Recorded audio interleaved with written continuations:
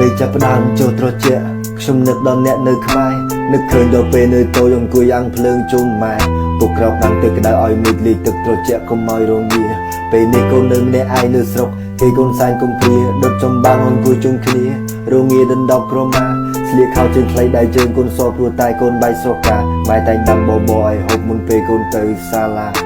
កង់មួយកូនជី3នាក់ពុកបរទេទៅចំការពេលនេះមានម៉ាស៊ីនកំដៅតែក្តៅបានត្រឹមតែកាយទេចិត្តរងាបេះដូងកុំព្រាម៉ាស៊ីនកំដៅចាញ់ដៃម៉ែទេដៃជើងស្ពឹកបានមានម៉ែចិត្តកុំមិនបាច់ភ័យរងានោះទេត្រឹមតែម៉ែយកបែរអស់ថ្ងៃក្បាលឲ្យសួរមួយម៉ាត់តើរងាទេកូននឹងបានកក់ក្តៅ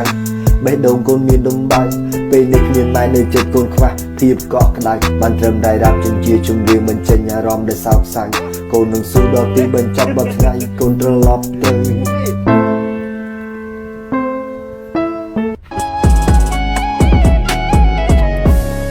សម្រាប់ចេញពីផ្ទះលើកដៃសំពះលៀនអ្នកទាំងពីរអរគុណលោកប៉ាអ្នកម៉ាំងដែលឲ្យរូបកូនមានថ្ងៃនេះស្គាល់រសជាតិជីវិតនៅពេលផ្លាស់ប្ដូរមកវិញទីនេះ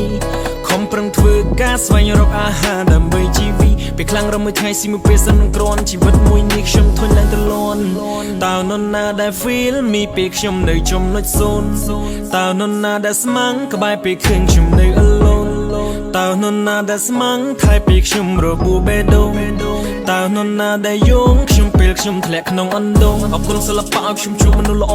រាប់អានខ្ញុំដោយមិនគិតមានក្រអរគុណរាល់ទាំងធ្វើដោយភាពស្មោះសររាល់មនុស្សចេតនាខ្ញុំនឹងថែវាបន្តមិនណាល្អខ្ញុំមិនភ្លេចនោះទេមិនណាដែលអាក្រក់ក៏ខ្ញុំនៅចាំដែរចាំរស់សម្ដីគេនិយាយថាអាសម្រេចព្រោះខ្ញុំណូតមកវាក្នុងសភៅក្បាលឆ្កែ